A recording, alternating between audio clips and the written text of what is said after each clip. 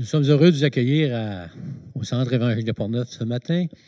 Et c'est une première lorsque on se présente au centre, puis le dimanche matin, et qu'il n'y a pas de personne dans la salle à cause du COVID. Mais Dieu veut nous parler au travers de sa parole, et c'est ce qu'on va regarder ce matin. Et ce matin, on a une première aussi. On a un frère qui va venir partager qu'est-ce que le Seigneur a fait au travers lui, au travers, on pourrait dire, un voyage. Notre frère Jacques Trudel va venir partager tout à l'heure vraiment des belles choses que le Seigneur a faites lorsqu'il était en vacances, on pourrait dire, ou semi-vacances. Dieu a agi. C'est bon d'être là ce matin dans cette période des fêtes. Et vous savez, la période des fêtes est différente cette année. Juste à être ici ce matin avec personne en avant de nous autres, ou presque. C'est vraiment différent. Mais on va vous souhaiter un joyeux Noël et une bonne année pareil, parce que le Seigneur est fidèle, le Seigneur ne manque pas, le Seigneur est toujours là. Et ce matin, bien, il nous a laissé sa parole et on va aller voir dans sa parole. Et le titre du message, c'est « Tout était annoncé ». Et au travers de la parole de Dieu, on va voir qu'il y a des prophéties, que Dieu a donné des années, des décennies, des siècles avant que Jésus vienne au monde. Et aujourd'hui, on peut, avec les Écritures, on peut regarder qu'est-ce qui est accompli et qu'est-ce qui est arrivé. Et des fois, c'est curieux combien est-ce qu'on peut être. Et dernièrement, il y a quelqu'un qui nous a envoyé un petit message nous disant, bien, j'ai lu un livre dernièrement où on annonçait la pandémie en 2012. On nous a envoyé la couverture du livre. C'est une personne qui a écrit ça aux États-Unis. Une personne qui ne connaît pas le Seigneur, mais elle a prophétisé qu'il y allait avoir une épidémie en 2020 et qu'elle allait se terminer d'un coup sec en 2021. Et la personne qui a envoyé ça, c'est quelqu'un qui ne connaît pas les Écritures, mais qui disait comment est-ce qu'une personne peut avoir un tel discernement. Mais nous, qui avons la parole de Dieu, on peut voir que dans la parole de Dieu, tout a été écrit, et même les choses à venir sur la venue du Sauveur, la façon que Jésus va revenir, tout est écrit dans la parole de Dieu, et on a juste à sonder les Écritures, et on voit que les choses arrivent. Et ce matin, bien, on va parler de la naissance du Sauveur, la naissance de Jésus-Christ, qui s'est dépouillé de sa divinité, si on pourrait dire, pour un temps, qui est venu sur cette terre et qui a marché jour après jour, qui a été crucifié. On va voir ce matin que tout a été annoncé d'avance, ça a été prophétisé. Et on va aller avec la parole de Dieu qui nous montre dans l'Ancien Testament les prophéties et la réalisation dans le Nouveau Testament. Donc, j'aimerais débuter ce matin avec la lecture de la parole de Dieu dans Matthieu, chapitre 2, verset 1. Il est écrit, « Jésus étant né à Bethléem en Judée, au temps du roi Hérode, voici des mages d'Orient arrivèrent à Jérusalem et dirent, « Où est le roi des Juifs qui vient de naître? Car nous avons vu son étoile en Orient et nous sommes venus pour l'adorer. » Le roi Hérode, ayant appris cela, fut troublé et tout Jérusalem avec lui. Il assembla tous les principaux sacrificateurs et les scribes du peuple, et il s'informa auprès d'eux où devait naître le Christ. Ils lui dirent, à Bethléem en Judée, car voici ce qui a été écrit par les prophètes. Et toi, Bethléem, terre de Juda, tu n'es certes pas la moindre entre les principales villes de Juda, car de toi sortira un chef qui paîtra Israël, mon peuple. Bien, on peut constater dans le récit de Matthieu, chapitre 2, qu'on vient de lire, que la venue du Messie était annoncée dans l'Ancien Testament. C'est ce qu'on va ressortir.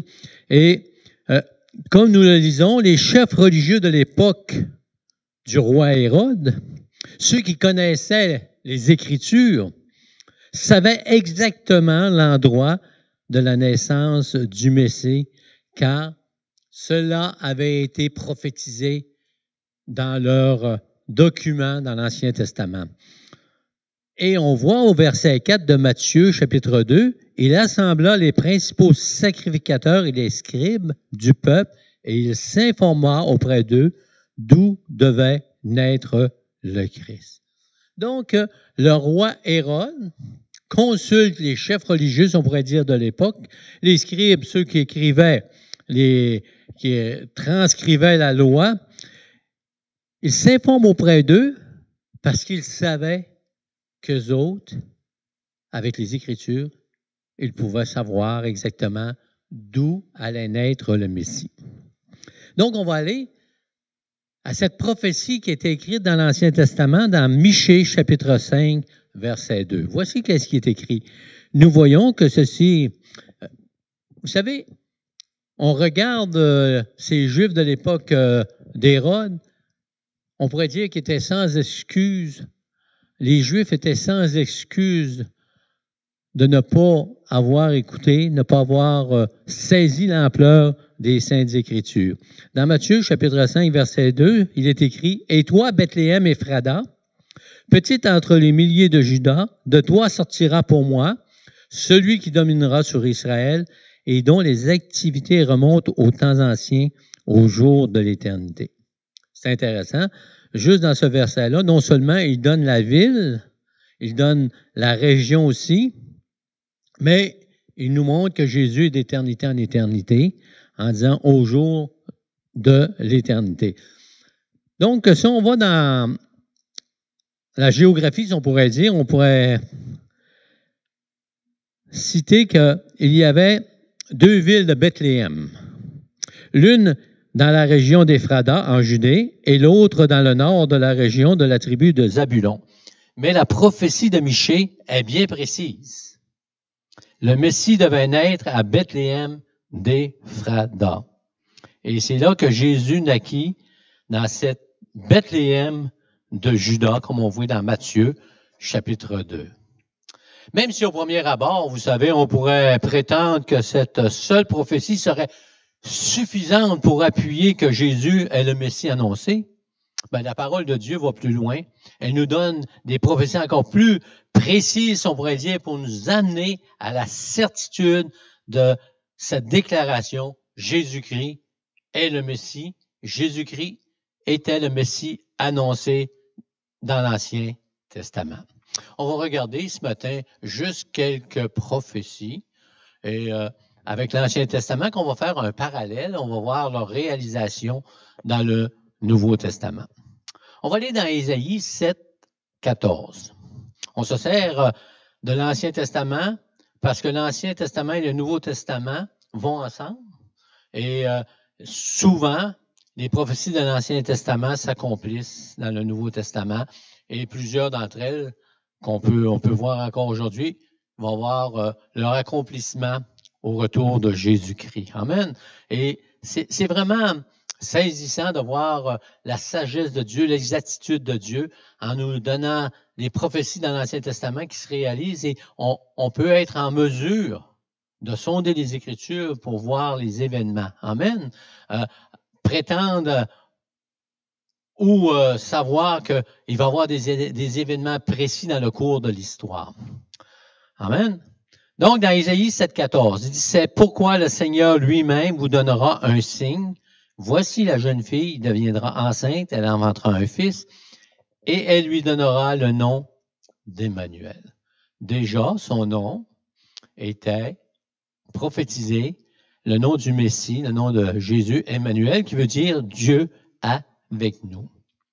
Dans Matthieu, si vous allez dans Matthieu, dans chapitre 1, versets 18 à 23, on ne le lira pas tout, mais on va lire quelques portions pour vraiment appuyer notre déclaration ce matin qui prouve que cette prophétie a été réalisée à la naissance du Seigneur.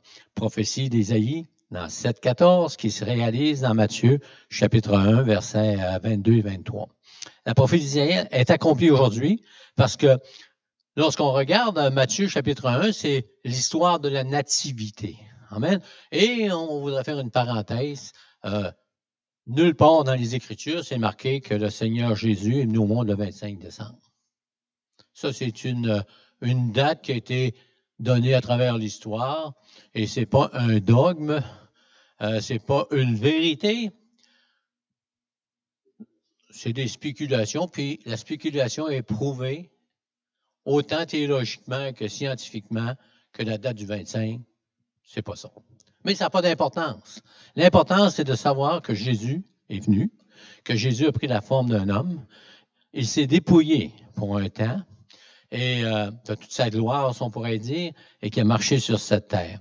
Donc, dans Matthieu, chapitre 1, versets 18 à 23, c'est cette prophétie qui nous montre l'accomplissement d'Ésaïe, chapitre 7, verset 14. Donc, au verset 23 de Matthieu, chapitre 1, « Et voici, la jeune fille sera enceinte, elle enfantera un fils, on lui donnera le nom d'Emmanuel, ce qui signifie Dieu avec nous. » Et cette prophétie a été réalisée historiquement, spirituellement.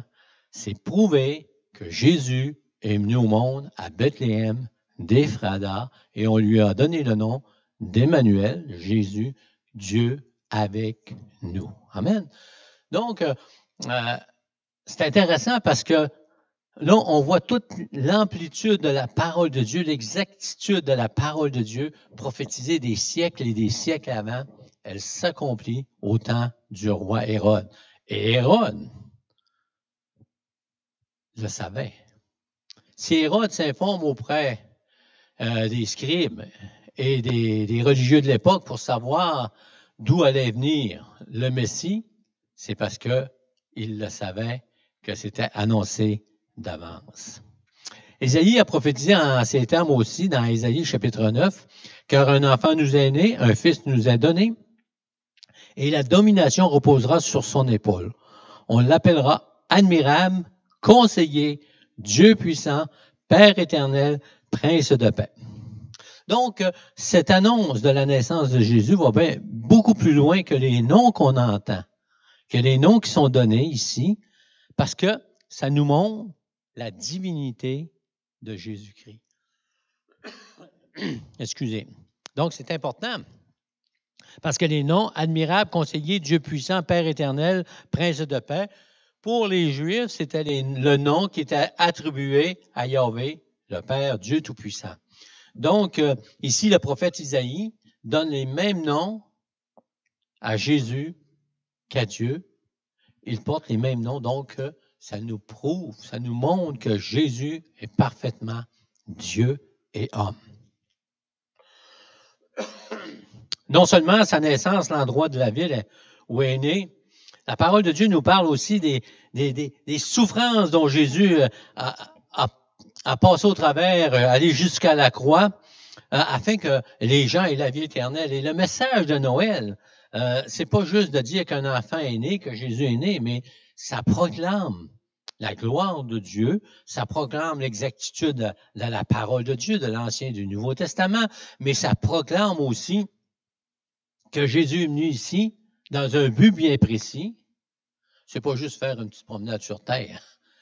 Non, la parole de Dieu nous dit qu'il est venu, il a marché, il a souffert, il a été couronné d'épines, il a eu les mains, les pieds transpercés, on lui a percé le côté, il a versé son sang, et qu'en lui, on a la vie éternelle. C'est le message que Jésus délivre par sa naissance, par sa mort, mais aussi on sait qu'il va revenir parce qu'il a annoncé qu'il allait revenir comme il était parti, il a monté au ciel, et il a annoncé qu'il allait revenir de la même manière qu'il est parti, qu'il allait revenir sur la nuée. Et ceux qui ont mis leur foi en Jésus-Christ, qui l'ont déjà fait, bien eux autres, ils attendent que le Messie revienne parce qu'il y a des choses qui ont été annoncées. Et dans ces temps où on voit toutes sortes de choses arriver alentour de nous, on voit l'incertitude, on voit vraiment les gens qui ont perdu leur paix intérieure, ceux qui ont mis leur foi en Jésus-Christ, ils peuvent garder cette paix intérieure malgré tous les événements qui nous entourent, parce que ça a été prophétisé qu'il allait y avoir des temps difficiles à la fin et qu'il faut que ces choses-là arrivent parce que c'est annoncé dans la parole de Dieu. Et plus vous lisez la parole de Dieu, plus vous allez voir l'exactitude de la parole de Dieu, l'exactitude des prophéties pour la naissance, la vie de Jésus, mais aussi pour son retour. Mais on va revenir à notre sujet, c'est-à-dire que les souffrances de Jésus ont été annoncées dans l'Ancien Testament et ont été réalisées dans le Nouveau Testament. Et le but de tout ça, de ce qu'on parle ce matin, de la naissance du Sauveur, c'est qu'on puisse vraiment regarder à ce que Jésus a accompli, mais aussi mettre notre foi en lui, parce que c'est en lui, en son sacrifice parfait, que les gens peuvent avoir une paix qui surpasse toute intelligence et la certitude d'avoir la vie éternelle en croyant en celui que Dieu a envoyé, Jésus-Christ le juste, qui a été crucifié à notre place. Amen. Mais c'est très intéressant, pareil, lorsqu'on sonde des Écritures, lorsqu'on s'arrête, on lit la parole de Dieu. Puis, vous savez, aujourd'hui, c'est extraordinaire qu'on a tellement de livres ou de commentaires bibliques qui nous aident à aller plus loin dans notre cheminement spirituel. Et plus on lit, plus on regarde les commentaires bibliques, plus on sonde des Écritures, plus on s'informe à gauche et à droite. On va sur Internet, on peut voir vraiment que la parole de Dieu, elle est vraie et ce qu'elle annonce va arriver. Amen. Donc, dans les 24 dernières heures que Jésus a passées sur cette terre, les 24, là, on parle de la crucifixion là, jusqu'à sa mort, il y a environ 29 prophéties qui se sont réalisées. Curieux, pareil. Dans l'espace de 24 heures, si on sonde les Écritures, on peut relever 24 prophéties qui se sont réalisées en 24 heures. C'est quelque chose d'extraordinaire.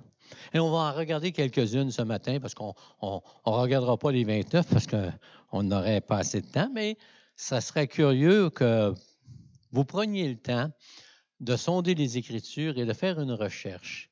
Et ça va activer votre foi, c'est-à-dire ça va rassurer votre foi dans un sens, ça va affermir, j'aime mieux le mot, affermir la foi et de voir que les Écritures sont vraies. Amen. Donc, on va regarder quelques-unes de ces prophéties pour appuyer notre déclaration. C'est intéressant parce que lorsque on donne des déclarations, on s'appuie sur le seul livre qu'on croit parfaitement, c'est la parole de Dieu. La parole de Dieu, on y croit et c'est parce que ce qui est écrit dans l'Ancien Testament, les prophéties de l'Ancien Testament, excusez, se produisent dans le Nouveau Testament. Donc, on va regarder quelques prophéties pour appuyer notre déclaration. Dans Psaume 22, 17, un psaume messianique qui annonce le Messie, on lit « Je pourrais compter tous mes os. Eux, ils observent, ils me regardent, ils se partagent mes vêtements, ils tirent au sort ma tunique. » Donc, ça, c'est écrit dans l'Ancien Testament. Nous autres, on appelle ça une prophétie, un psaume messianique, c'est-à-dire. Mais la réalisation de ça, on le voit si vous... Je vais vous donner la référence et allez voir. Sondez les Écritures, faites un effort, ouvrez votre Bible, puis allez vérifier. Psaume 22, 17, comparez-le avec Jean 19, 35 et Jean 20, 25 à 27. Vous allez voir que Psaume 22, qui était prophétisé, l'accomplissement dans Jean 19, 35 et dans Jean 20, 25 à 27. Donc, une autre prophétie qu'on voit dans Zacharie chapitre 12, qu'on pourrait faire un parallèle avec Jean 19, 34, où c'est l'accomplissement. Zacharie 12, 17, il est écrit « Alors je répandrai sur la maison de David et sur les habitants de Jérusalem un esprit de grâce et de supplication. Et ils tourneront les regards vers celui qu'ils ont percé. » Ils tourneront le regard sur celui qu'ils ont percé. Dans Jean 19, 34, mais un soldat lui perça le côté avec une lance, et aussitôt il sortit du sang et de l'eau. Celui qu'ils ont percé. Et on a juste à se souvenir que Jésus a les mains percées et les pieds percés. Et que lorsqu'il est apparu aux disciples, il en manquait un. Et Jésus dit, regarde, mets tes mains mets tes doigts dans mes mains où il y a un trou et ça va te montrer que je suis vraiment celui qui est mort, qui est ressuscité. Mais la parole de Dieu va plus loin parce qu'elle nous dit que tout œil va le voir, mais qu'il revienne sur la nuée lorsque cette prophétie qui nous annonce le retour de Jésus-Christ sur les nuées, elle nous dit aussi que tout œil va le voir. Tout genou va fléchir et tout œil va le revoir.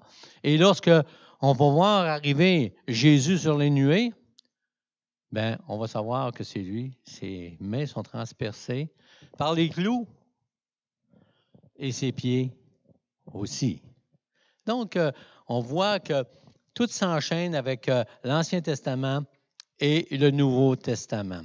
Psaume 34, 21, en rapport avec Jean 19, 32 à 33, il dit, dans Psaume 34, 21, « Il garde tous ses os, aucun d'eux n'est brisé. » Donc, on pourrait parler de prophéties qui se sont accomplies, les 29, on pourrait toutes les détailler en détail, mais ce matin, tout ce qu'on veut faire, c'est que réaliser que les Juifs avaient tout à leur disposition pour reconnaître le Messie. Pour dire que Jésus était vraiment celui qui était annoncé, celui qui allait porter les péchés du peuple. Mais ils ne l'ont pas fait. Et souvent, lorsqu'on devient chrétien, lorsqu'on accepte Jésus, on ne comprend pas que comment ça se fait qu'ils ont manqué on dit le bateau, une expression qu'on dit souvent. Comment ça se fait qu'ils n'ont pas compris ça? Mais aujourd'hui, on partage le même salut, on partage les prophéties dans l'Ancien Testament et leur réalisation dans le Nouveau Testament qui met encore plus d'appui parce que les choses se sont réalisées, les choses sont là, mais on ne comprend pas que les Juifs n'aient pas saisi toute la dimension de ces prophéties-là. Mais aujourd'hui, les prophéties s'accomplissent et vous avez devant vous une responsabilité personnelle, on pourrait dire. Il faut que ceux qui ne connaissent pas Jésus-Christ, que vous soyez en mesure de vous arrêter dans ces temps où on est aujourd'hui, dans ces temps d'incertitude et ainsi de suite, de réaliser que Noël, ce n'est pas juste une fête d'arbre de Noël puis de cadeaux. Que c'est l'essence spirituelle qu'on doit ressortir, la naissance de celui qui a été annoncé, celui qui est venu sur cette terre, celui qui nous donne une paix intérieure qui surpasse toute intelligence. Et vous savez, dans ces temps difficiles, il faut vraiment avoir cette paix qui surpasse toute intelligence, là, surtout lorsqu'on entend toutes sortes de nouvelles. Et quelqu'un me partageait, ça fait pas tout à l'heure, en me disant, est-ce que tu as pris les nouvelles en Angleterre? Tout est fermé présentement à partir du, je ne sais pas quelle date. Aujourd'hui, tiens, ils me font pas de caméraman, mais le gars au son me fait le signe. C'est aujourd'hui qu'en Angleterre, tout est fermé parce que le COVID-19, il y a une nouvelle souche qui est plus grave, qui va affecter plus le monde que le COVID-19. Imaginez, ce n'est pas des bonnes nouvelles. Mais pour le croyant, pour ceux qui ont mis leur foi en Jésus-Christ, bien, oui, on est humain, mais on sait que le Seigneur est fidèle. Amen. Et notre destination n'est pas sur cette terre, c'est la vie éternelle en Jésus-Christ. Et Noël, c'est l'accomplissement des Écritures, le début des prophéties concernant Jésus qui s'accomplissent et qui vont aller jusqu'à son retour, jusqu'à l'enlèvement de son Église. Et son Église, ce n'est pas un bâtiment, ce sont ceux et celles qui ont mis leur foi en Jésus-Christ. Donc, ce matin, je sais qu'on est en direct, comme on dit. Il y a peut-être des personnes qui écoutent ce message de Noël et qui se disent, bien, moi, je n'ai pas cette assurance, je n'ai pas cette paix intérieure et je n'ai pas l'assurance que j'ai la vie éternelle. Donc, ce n'est pas par une organisation, ce n'est pas par une église, ce n'est pas par un mouvement évangélique qu'on reçoit cette assurance. C'est en recevant la personne de Jésus-Christ, en confessant que sans lui, nous sommes perdus, que nous sommes des pécheurs et que nous avons besoin de sa grâce, comme c'est écrit dans la parole de Dieu, et que tu dois tourner le regard vers celui qu'ils ont percé, celui qui était annoncé et celui qui va revenir. Donc, le message de Noël, pas compliqué. Jésus-Christ, celui qui était annoncé comme le Messie, est déjà arrivé. Il a été crucifié, il a versé son sang et il revient bientôt. Il est ressuscité aussi, il ne faut pas l'oublier. C'est le fondement de l'Évangile.